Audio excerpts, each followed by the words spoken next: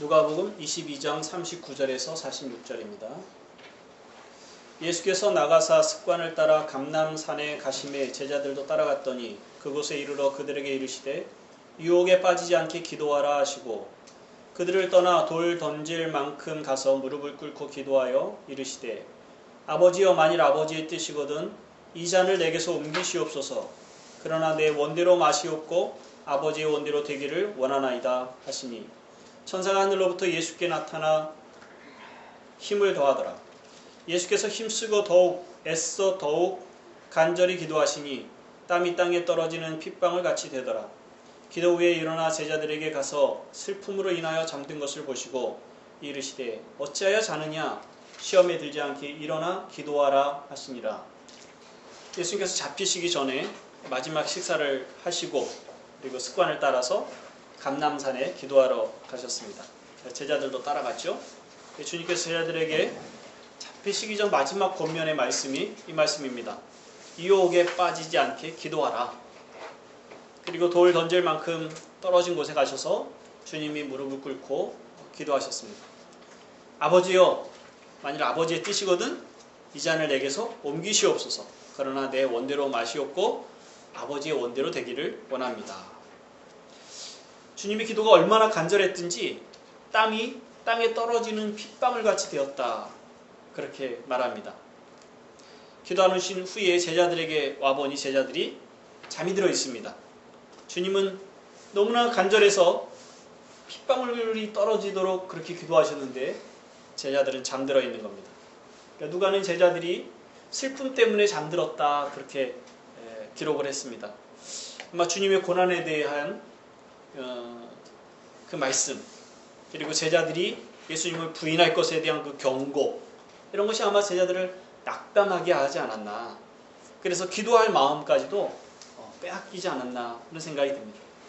예수님이 제자들이 자는 것을 꾸짖으시고 다시 한번 시험에 들지 않게 기도하라, 그렇게 권하십니다. 주님이 기도하시는 이 내용을 보면 십자가를 지시는 그 고난이 주님께 얼마나 부담되고 힘들었는가 하는 그런 생각을 하게 됩니다. 우리는 예수님이 십자가를 지셨다는 것을 너무나 당연히 받아들이고 있기 때문에 주님이 십자가를 지시는 것이 주님께 얼마나 부담됐는지에 대한 생각을 잘 못하게 됩니다. 그런데 이 장면들을 통해서 그 기도의 내용이나 또 기도하시는 모습들을 볼 때에 정말 주님께 이것이 쉬운 일이 아니었다 하는 그런 생각을 합니다. 그런데 또 한편에서는 과연 주님이 기도하실 필요가 있으셨는가 하는 그런 생각을 하게 되죠. 그래서 이 주님의 기도의 그 의미들을 통해서 또 우리에게 도전하시는 바가 무엇인지 좀 살펴보려고 합니다. 주님의 기도의 첫 번째 의미는 주님도 유혹을 받으셨다는 겁니다. 주님도 유혹을 받으셨습니다. 유혹을 받으셨다는 말은 주님이 사람이라는 겁니다. 소크라테스가 한 말 중에 그런 말이 있습니다. 사람은 누구나 시험을 받는다.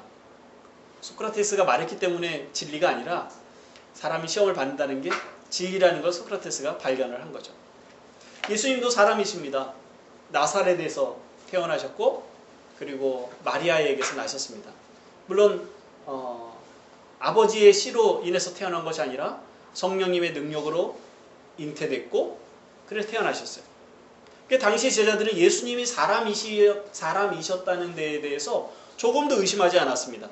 제자들은 함께 먹고 마시고 함께 생활하면서 그분이 하나님이신가 하는 생각은 했겠지만 이분이 사람이 아니다는 생각은 한 번도 해본 적이 없을 거예요. 혹시 우리가 생각하는 것처럼 귀신이 그 속에 들어간 빙의죠. 그래서 어떤 하나님의 신이 그 속에 들어가서 역할을 하나 하는 그런 것조차도 사실은 의심하지 않았을 것입니다. 이분은 사람이시다, 그렇게 생각을 했습니다. 시간이 지나가면서 그런데 이 사람이 단지 사람이 아니라 하나님의 아들이시구나, 하나님과 동등하신 신적인 능력을 가지신 분이시구나 하는 걸 점점 발견해 나간 거죠. 그리고 거기에 대한 신앙의 고백을 하게 됩니다. 근데 우리는 다른 입장입니다. 우리는 예수님이 하나님의 아들이시고 하나님과 동등한 하나님이시다, 그렇게 받아들이고 그런 신앙의 고백을 하고 예수님을 보게 되니까 하나님이 사람이시다라는 쪽에 예수님이 사람이신 것에 대한 생각을 좀 안 하게 되죠. 예수님이 고난을 받으시거나 혹은 이 죽으시는 일이 그에게 얼마나 어려운 일이시거나 하는 것에 대한 생각을 잘 못합니다. 그러니까 예수님이 기도하시는 이 장면을 볼 때도 예수님은 하나님의 능력을 가지신 분이신데, 전능하신 분이신데, 그 고난 그까짓 것 이겨내시면 되는 건데, 이렇게 죽기가 두려워서 땀이 핏방울이 되도록 떨어지기까지 간절하게 기도하실 필요가 있으셨을까 하는 오해를 하는 거죠. 그래서 예수님이 우리 보라고, 우리 보고 이렇게 기도하라고 본보기로 이렇게 기도하셨나 보다. 예수님에게 정말 필요한 것은 아니었지 않나, 그렇게 생각을 합니다. 누가는 이렇게 한 번 기도한 걸로 표현이 되지만 다른 복음서를 보면 주님이 3차례 가셔서 기도하신 걸로 얘기합니다. 어떤 내용으로 기도하셨겠어요? 같은 내용으로 3번이나 기도하신 겁니다. 그렇게 주님께는 이 일이 큰 부담이셨던 거죠. 그 이유는 뭐냐면 주님이 사람이셨고, 사람이셨기에 이 일의 유혹을 받으셨습니다. 죽음에 대한 두려움을 가지셨었고요. 그리고 어찌하면 이 일을 좀 피해하면 좋겠다 하는 생각도 가지고 계셨던 것입니다. 히브리서 4장 15절에 이렇게 말씀하시는데요. 우리에게 있는 대제사장은, 예수님을 말하는 거죠, 우리의 연약함을 동정하지 못하시리가 아니요 모든 일에 우리와 똑같이 시험을 받으신 이로되 죄는 없으시니라. 우리와 똑같이 시험을 받으신 분이다, 그렇게 말합니다. 히브리서 2장 18절도 그렇게 말합니다. 그가 시험을 받아 고난을 당하셨으니 시험 받는 자들을 능히 도우실 수 있느니라. 예수님은 우리와 같은 유혹을 받으셨습니다. 우리와 같은 유혹을 받으실 인성, 사람의 몸으로 세상에 오셨고 사람으로 살아가신 것입니다. 주님이 그렇게 유혹을 받으시는 분이시기 때문에 우리가 받는 유혹에 대한 이해가 있으시고, 또한 우리가 유혹을 받아 넘어지는 것까지도 주님이 동정하실 수 있는, 불쌍히 여기실 수 있는 그런 처지에 계시는 것입니다. 두 번째, 이 주님의 기도의 의미는, 주님은 하나님의 뜻을 구하는 기도를 하셨습니다. 유혹은 자기의 욕심을 따르는 것입니다. 마귀의 유혹에 우리가 걸리는 것도 마귀가 우리가 가지고 있는 욕심에 덫을 놓기 때문이에요. 그것은 마귀가 혹시 전지해서 모든 걸 다 알기 때문에 우리가 어떠한 부분에 약한지 알고 거기에 덫을 놓는다, 그렇게 생각하면 안 됩니다. 마귀는 전지하지 않습니다. 우리의 마음이나 우리의 생각을 다 읽어내지 않습니다. 그런데 우리가 마귀의 덫에, 우리의 욕심에 따라 걸려 넘어지는 것이죠. 유혹이 우리의 욕심을 따르는 것이라면 기도는 하나님의 뜻을 따르게 하는 것입니다. 주님의 기도에 그런 내용이 담겨져 있습니다. 42절에 보면 이르시되 아버지여, 만일 아버지의 뜻이거든 이 잔을 내게서 옮기시옵소서. 그러나 내 원대로 마시옵고 아버지의 원대로 되기를 원하나이다. 예수님이 잠깐이지만 내 원대로 되기를 원한다. 예수님의 원은 뭐죠? 이 잔을 마시지 않는 거예요. 잔은 고난입니다. 십자가의 죽음이에요. 이 십자가의 죽음을 나는 피했으면 좋겠습니다. 예수님의 마음이라는 거예요. 이제까지 예수님은 하나님의 뜻을 따라 살아오셨어요. 성령이 그를 이끌죠.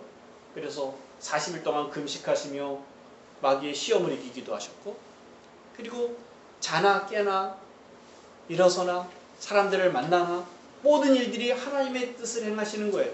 그래서 예수님이 이런 말씀하세요. 내가 온 것은 아버지의 뜻을 행하기 위해서다. 그래서 예수님은 이제까지 살아오시면서 아버지의 뜻만 쫓아오셨거든요. 그런데 지금 여기 와서 예수님의 마음이 아버지의 뜻으로부터 벗어나고 싶어하는, 내 원대로, 이 고난 좀 받지 않으면 좋겠다, 이 십자가를 지지 않으면 좋겠다 하는 유혹을 받고 계신 것입니다. 그래서 마태복음 26장에 이 같은 기도의 표현인데 조금씩 다르게 표현이 되어 있어요. 26장 39절에 이렇게 표현합니다. 조금 나아가서 얼굴을 땅에 대시고 엎드려 기도하여 이르시되 내 아버지여, 만일 할만하시거든 이 잔을 내게서 지나가게 하옵소서. 그러나 나의 원대로 마시옵고 아버지의 원대로 하옵소서. 또 마가복음 14장 36절에도요. 아빠 아버지여, 아버지께는 모든 것이 가능하오니 이 잔을 내게서 옮기시옵소서. 그러나 나의 원대로 마시옵고 아버지의 원대로 하옵소서. 예수님의 원함이 무엇인지 아시겠죠? 아빠 아버지여, 아버지와의 그 친밀함을 가지고 호소하면서 내가 이 잔을 마시지 않았으면 좋겠습니다. 내 마음은 그렇습니다. 예수님의 마음을 표현해내십니다. 이게 유혹입니다. 그런데 이 기도는 거기서 멈추지 않고 하나님의 뜻으로 향하게 합니다.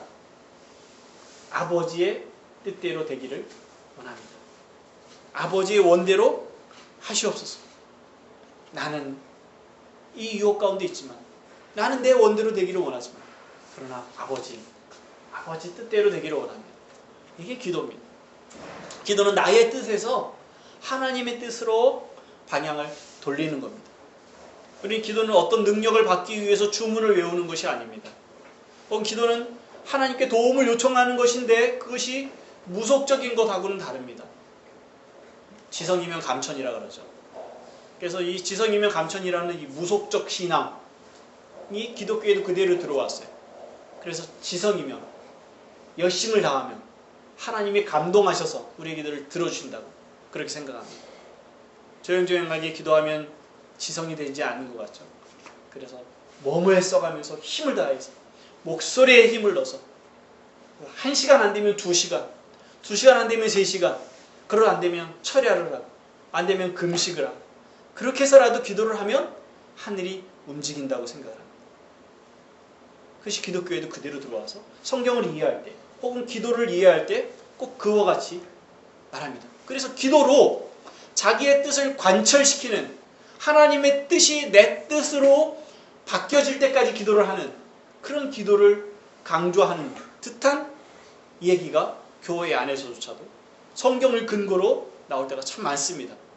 그러나 사실은 그것은 기도가 아닙니다. 그건 바른 기도가 아닙니다. 하나님의 뜻에 우리의 뜻이 맞춰지는 것이 기도입니다. 물론 처음 우리는 그런 욕심으로 기도를 시작합니다. 내 뜻을 관철시켜야겠다 하는 그런 태도를 가지고 나갑니다. 하나님 이거 꼭 해주셔야 됩니다. 그렇게 붙들고 기도합니다. 그런데 우리가 누구 앞에 있어요? 하나님 앞에 있거든요. 하나님의 얼굴을 살피는 거죠. 하나님의 뜻을 살피는 거예요.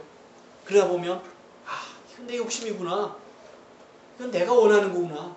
내가 원하는 대로 갔다가는 하나님의 뜻이, 하나님의 영광이, 하나님의 원하심이 일어나지 않겠구나. 뿐만 아니라 당장에는 내가 원하는 대로 해서 좋겠지만 그러나 결국엔 그것이 해가 되겠구나 하는 걸 발견하게 되는 것입니다. 그래서 하나님, 내 원은 이렇지만 그러나 이대로 하면 안 되겠네요. 하나님 원하는 대로 되기를 원합니다. 하고 시간이 지나면 지날수록 기도를 1시간 할 때는 내 뜻만 부르짖다가도 2시간 하고 3시간 하고 나서는 하나님의 뜻에 내 뜻이 맞춰지고, 혹시 그 하루 종일은 자기 뜻만 이루어달라고 기도를 했던 사람이라 할지라도 이튿날 돼가지고는 내 뜻 이거 포기해야 되겠구나. 하나님의 뜻에 맞춰야 되겠구나. 시간이 지나면 지날수록 자기 뜻에서 하나님의 뜻으로 방향이 전환되어지고 하나님의 뜻이 자기 안에 가득하게 되어지는 것, 그것이 기도입니다. 그런 변화가 없다면, 그래서 지금 내가 기도하는 이 기도가 하나님의 뜻이라는 분명한 믿음의 확신이 없다면 그것은 기도를 하다가 만 것이고, 아니면 온전하게 또한 건강하게 기도가 이루어지지 않고 있다고 생각을 해야 됩니다. 주님이 우리에게 기도를 가르치신 그 모범적인 기도가 주기도문이죠. 그 주기도문에 보면 하나님이 원하시는 기도가 무엇인지가 담겨져 있습니다. 하늘에 계신 우리 아버지여, 이름이 거룩히 여김을 받으시오며 나라의 임하옵시며 뜻이 하늘에서 이루는 것 같이 땅에서도 이루어지길 원합니다. 이것이 하나님이 우리를 원하시는 거죠. 우리의 기도할 때 먼저 생각해야 되는 것이 이것이에요.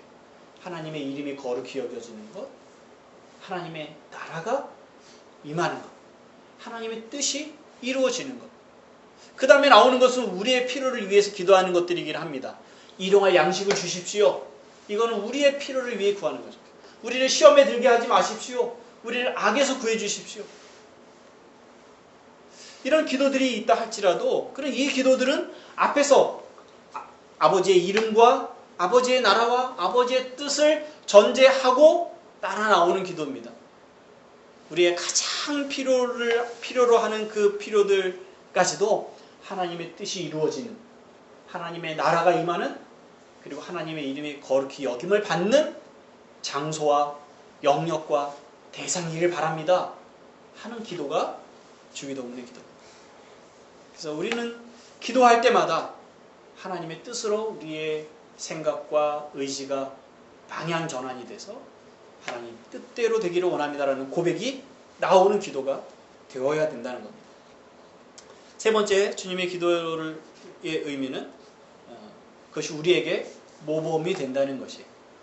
모범이 된다는 것은 그냥 보여지도록 하시는 것이 아니라 주님이 그렇게 하셨고 주님이 그렇게 필요하셨다면 우리 또한 그렇게 필요하며 우리에게도 필요하며 우리도 주님과 같이 기도해야 한다 하는 것을 가르쳐 주는 겁니다. 기도 자체가 주님이 우리를 섬기시는 방법입니다. 지난주에 그런 말씀을 드렸는데요. 베드로가 사탄의 유혹에 떨어질 것을 주님이 아시고 그를 위해서 기도하신다고 하셨습니다. 베드로는 시험에 떨어졌죠. 주님을 부인했습니다.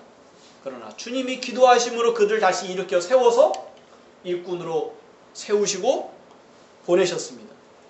주님이 기도를 통해서 우리를 섬기시는 방법입니다.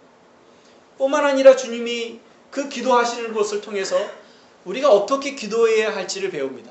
우리가 어떻게 유혹에 떨어지지 않는지를 배우고 또 우리가 어떻게 하나님의 뜻을 쫓아가야 할지를 배우게 되는 것이죠. 주님의 기도는 우리의 모범입니다.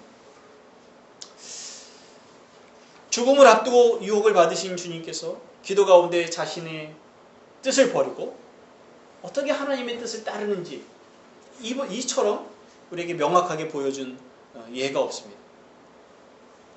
유혹이 큰 것이지만 그러나 그 유혹을 버리고 하나님의 뜻을 따르는 것, 그것은 쉬운 것이 아닙니다. 그래서 누구나 다 이렇게 쉽게 할 수 있습니다. 유혹에 빠지지 않고 다 승리할 수 있습니다. 이렇게 얘기할 수도 없습니다. 혹은 어떤 사람을 시험에 들었다고 혹은 유혹에 빠졌다고 정죄할 수도 없습니다. 왜냐하면 이 유혹에서 자기 뜻에서 하나님의 뜻으로 방향 전환하기 위한 애씀이 얼마나 힘들었는지 주님이 보여주고 계시기 때문입니다. 주님조차도 자기의 뜻에서 하나님의 뜻으로 방향을 전환하기 위해서 어떻게 기도하셨습니까? 간절하게. 땀이 핏방울처럼이라는 건 그냥 그 모양이 뚝뚝뚝 떨어졌다는 의미가 아니라 땀에 피가 섞여서 피가 떨어지는 것처럼 떨어졌다는 겁니다. 그러니까 그런 예를 우리가 잘 경험해 보지 못합니다. 우리는 많이 피곤하고 긴장하면 코피가 나거나 입술이 터지거나 그렇죠. 근데 주님은 이 단시간에 그 간절하게 기도하시는 그 간절함의 긴장이 주님의 이 피부의 모세혈관을 깨뜨립니다. 파괴해서 그 모세혈관에 아주 미세하게 피가 밖으로 흘러나와서 땀에 섞여서 그것이 땀이 떨어지는데 핏방울이 떨어지는 것처럼 떨어졌다고 표현이 되는 겁니다. 실제로 의학자들에 의해서 밝혀진 내용입니다. 이와 같이 힘들었다는 거예요. 내 뜻에서 하나님의 뜻으로 전환하는 이 일이 이와 같이 힘들다는 겁니다. 우리가 아주 작은 일상에서 일어나는 유혹들이든지 아니면 베드로와 같이 예수님을 부인할 만한 이렇게 심각한 상황에 놓여 있든지 간에 어떤 상황에 있든지 그 유혹에서 자기의 뜻에서 하나님의 뜻으로 방향 전환하는 것은 쉬운 일이 아닙니다. 그래서 우리가 자주 넘어지는 것은 그런 예사로운 일입니다. 일어날 수 있는 일들인 거죠. 그래도 된다라고 말씀을 드리는 것이 아니라 이와 같이 힘써 주님을 닮아 기도하기를 힘써야 된다고 말씀을 드리는 겁니다. 이 기도하라는 말씀을 통해서 우리에게 분명하게 말씀하시는 것은 우리도 기도하라고 말씀하시는 거죠. 이 기도하라는 교훈을 실제로 적용하기 위한 최고의 방법은 기도하는 겁니다. 달리 배울 수 있는 방법이 없어요. 기도에 대한 연구, 주님이 기도를 어떻게 잘하셨는지에 대한 논문, 그것들이 우리를 기도하게 하지 않습니다. 기도의 도전은 맞습니다. 그러나 기도의 무릎을 꿇게 하지는 않습니다. 제가 오늘도 기도에 대한 얘기를 합니다만 실제로 여러분들이 집에 가셔서 여러분들이 살아가는 삶의 현장 어디에선가 무릎을 꿇고 기도하시는 그 일을 하셔야 기도가 배워집니다. 기도가 적용됩니다. 그리고 우리의 뜻에서 하나님의 뜻으로 변화되어지는 그 애씀이, 그 영적 전쟁이 실제로 여러분들 삶 가운데 일어날 수 있는 겁니다. 세 가지로 적용을 좀 하겠습니다. 유혹에 빠지지 않도록 기도하셔야 됩니다. 유혹에 빠지지 않도록 기도하시기 바랍니다. 유혹이 앞에 있을 때도 기도를 해야 됩니다. 당장에 지금 눈앞에 유혹이 있을 때 내가 이 이익을 선택할 것인가 말 것인가, 뭐가 있을까요? 이 돈을 내가 취해도 될까 말까, 이 상황에서 내가 거짓말을 하면 내 체면이 사는데 거짓말을 안 하고 넘어갈 수 있을까, 이런 당장의 순간에 우리는 기도를 해야 됩니다. 하나님 도와주십시오. 그렇게 기도해야 됩니다. 근데 그렇게 당장에 코앞에 문제에 부딪혔을 때 기도할 수 있는 힘은 어디서 나오냐면 평상시에 기도를 해왔었어야 가능합니다. 평상시에 유혹에 빠지지 않기 위해서 준비되어 있어야 가능합니다. 예수님께서 마귀에게 시험을 받으셨을 때에 예수님은 40일 동안 준비가 되셨었어요. 40일 금식하시면서 뭐 하셨어요? 금식만 하셨겠습니까? 금식하는 이유는 기도하기 위해서 금식하는 겁니다. 하나님께 집중하기 위해서.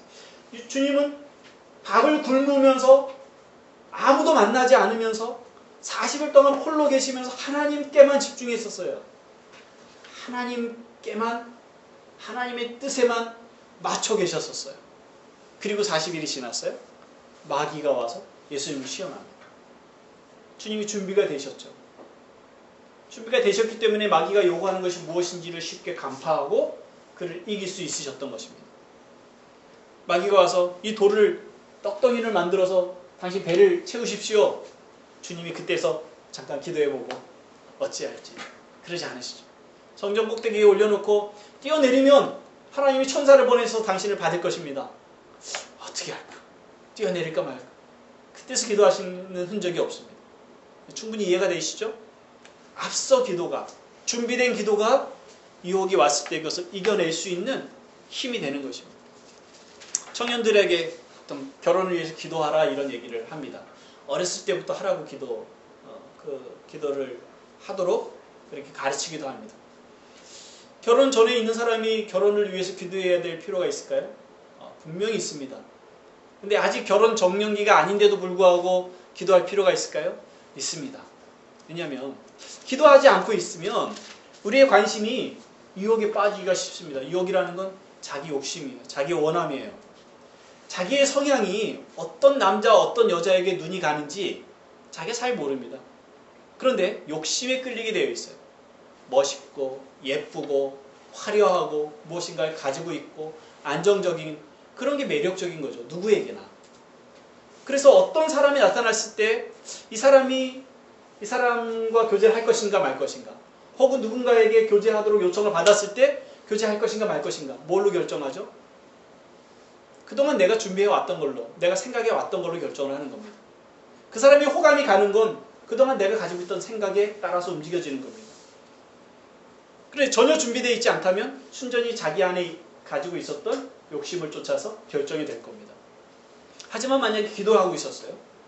보통 믿는 사람들이 기도를 할 때 어떤 기도들을 하죠? 형식적인 아마 첫 번째 기도 제목이 예수 잘 믿는 사람이기를 원합니다. 그렇게 보통들 기도를 합니다. 근데 진짜는 아니더라도 정말 멋있는 사람이 나타나면 이 순서가 바뀌죠. 그런 경우들이 혹 있긴 하지만 어쨌든 첫 번째 기도 제목이 예수 믿는 사람을 만나게 해주세요라고 기도합니다. 그럼 뭐 두 번째, 세 번째 다른 요소들을 갖기도 해요. 그래서 예수 믿는 사람들이 첫 번째로 기도할 때 하나님 예수 믿는 사람을 주십시오라고 기도를 한단 말이에요. 그런데 어떤 사람이 나타났어요. 정말 마음에 들어. 괜찮아. 그런데 예수님을 믿지 않아요. 그러면은 호감이 가더라도 이거 어찌 할까 고민하게 되죠. 왜 그 고민하는 힘은 어디서 나오는 거죠? 기도해 왔던 것에 근거해서 고민하는 힘이 생기는 겁니다. 그렇죠? 물론 어떤 사람에게 호감이 갈 수 있습니다. 또는 호감이 안 갈 수도 있어요. 전혀. 이 사람은 안 믿는 사람이네. 나하고 여러 가지 가치관이 다르고 삶의 습관이 다르겠구나. 그럼 안 되겠다.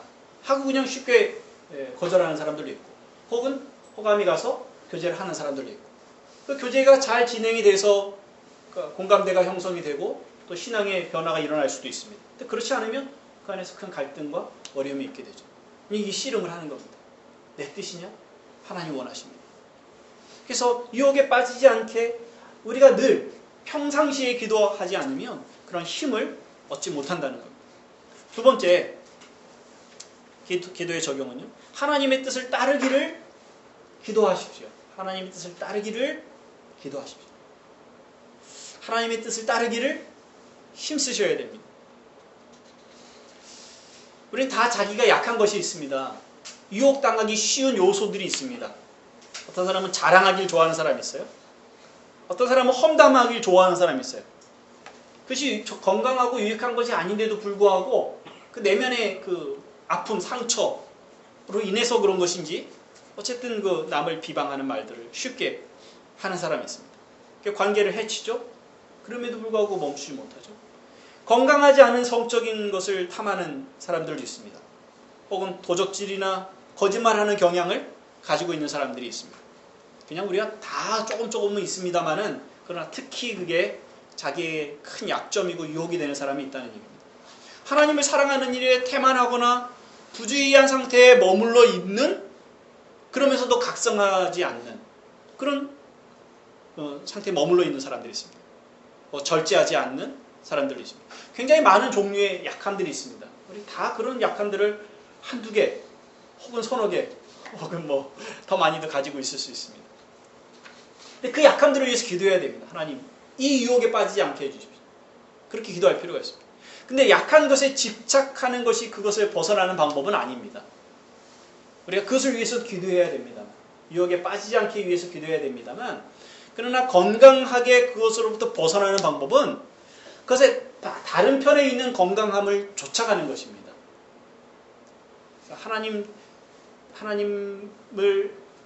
하나님께 열심 내지 못해서 죄송합니다가 아니라 하나님께 열심 내게 해주십시오. 하나님 거룩하게 해주십시오. 이런 거죠.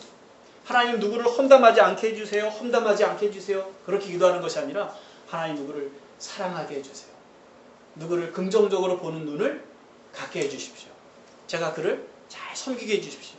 이런 어디로 가야 하는지 하나님의 뜻이 가르치고 있는 그 방향을 놓고 기도하는 게 필요합니다. 갈라디아서 5장에 보면 우리의 욕심과 하나님의 뜻 사이에 갈등하는 그 모습을 볼 수 있는데요. 찾아보겠습니다. 갈라디아서 5장 16절, 내가 이르노니 너희는 성령을 따라 행하라. 그리하면 육체의 욕심을 이루지 아니하리라. 육체의 소욕은 성령을 거스리고 성령은 육체를 거스리나니 이 둘이 서로 대적하므로 너희가 원하는 것을 하지 못하게 하려 함이니라.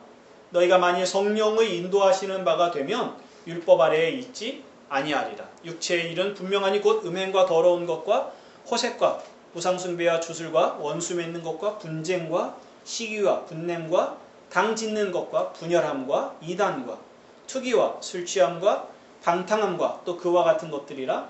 전에 너희에게 경계한 것 같이 경계하노니 이런 일을 하는 자들은 하나님의 나라를 유업으로 받지 못할 것이요 오직 성령의 열매는 사랑과 희락과 화평과 오래 참음과 자비와 양선과 충성과 온유와 절제니 이 같은 것을 금지할 법이 없느니라. 우리 안에는 두 가지 싸움이 있습니다.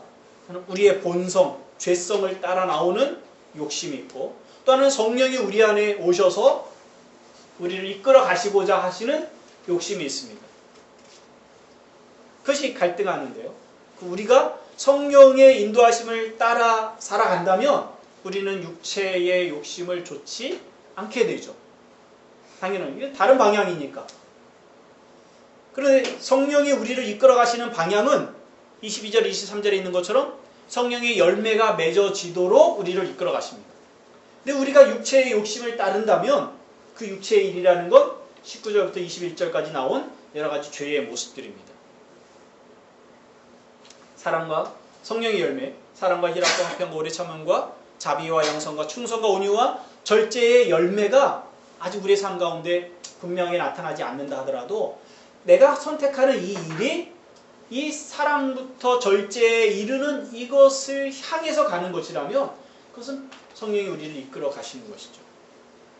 그렇게 힘쓰는 것, 이것이 하나님의 뜻이라 생각하고 하나님의 뜻을 구하고 그 성령의 인도하심을 따라 살아가고 그것을 위해서 기도하는 것, 그것이 우리에게 필요한 일입니다.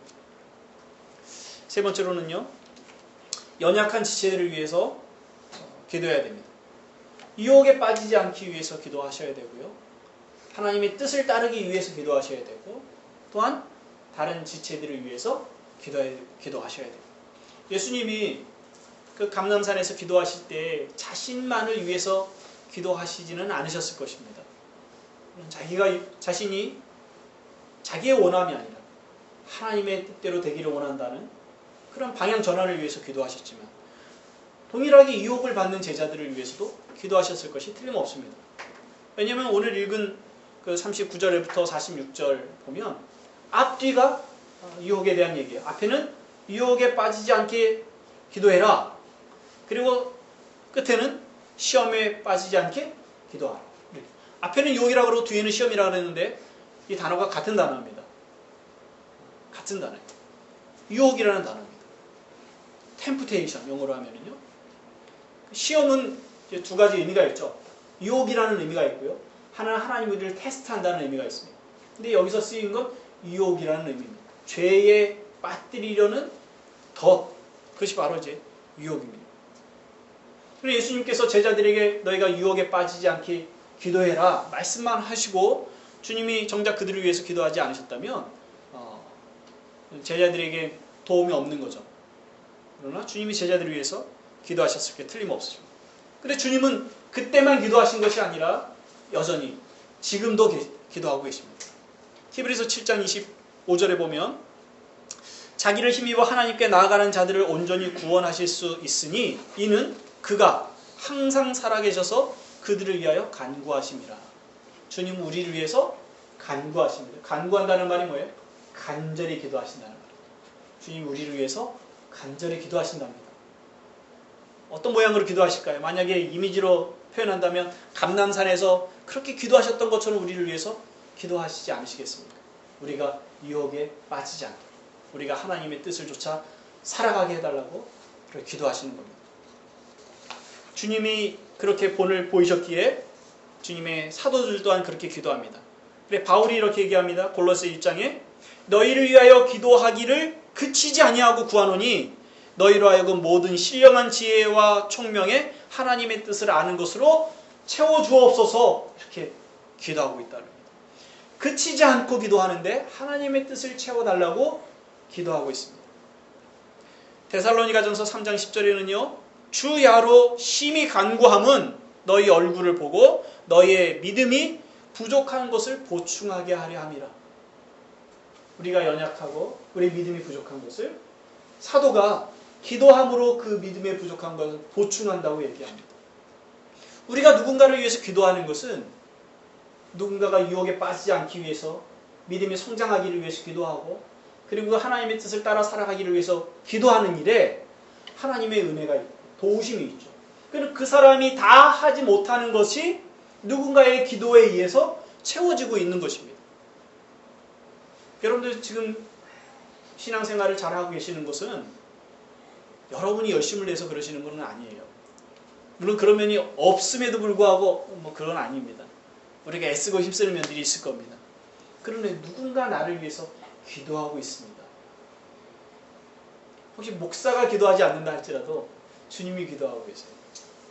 그렇죠? 성령이 우리를 도우신다 그랬어요. 뭘 도우실까요? 성령이 우리의 기도를 도우세요.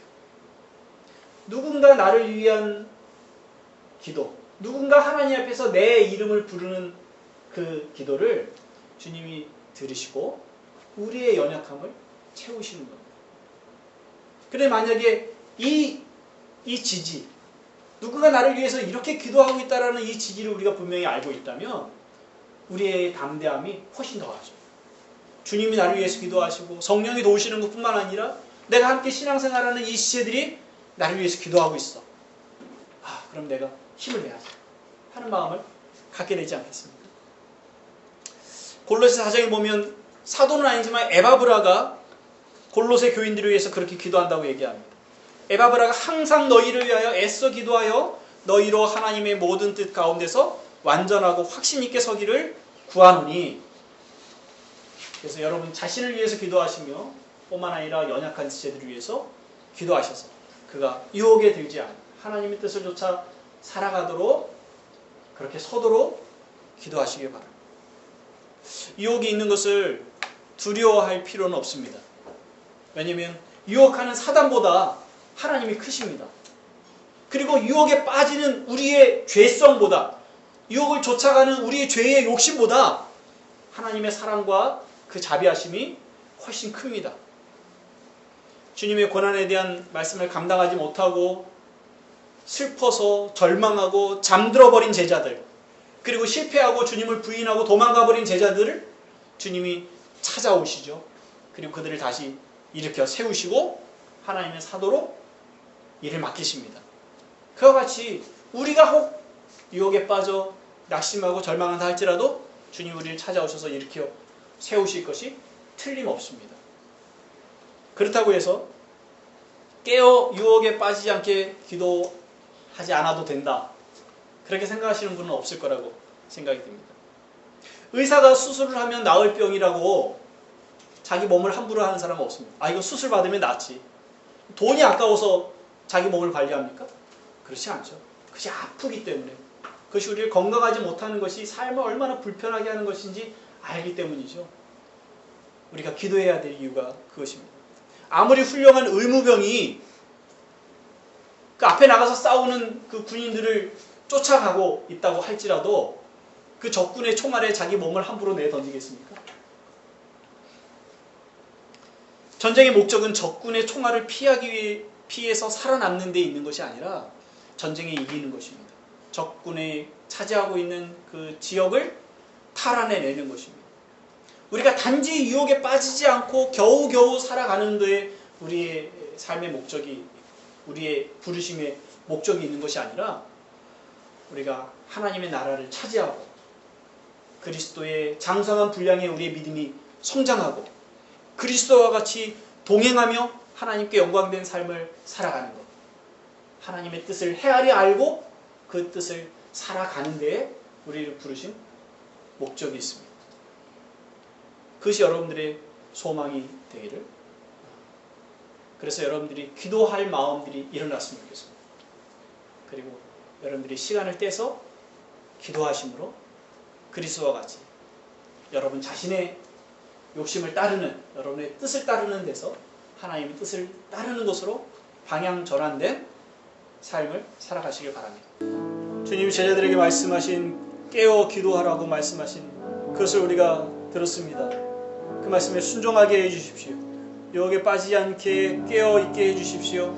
하나님의 뜻을 더 알아가고 그 하나님의 뜻을 준행하여 살아가기를 위하여 깨어 있게 해주십시오. 아버지, 우리 모든 지체들이 그들의 생각과 지혜와 총명에 하나님의 뜻을 아는 것으로 채워주옵소서. 그리고 그 하나님의 뜻을 따라 살아감으로 그리스도의 장성한 분량에 이르도록 성숙한 신앙이 되도록 은혜를 허락하여 주옵소서.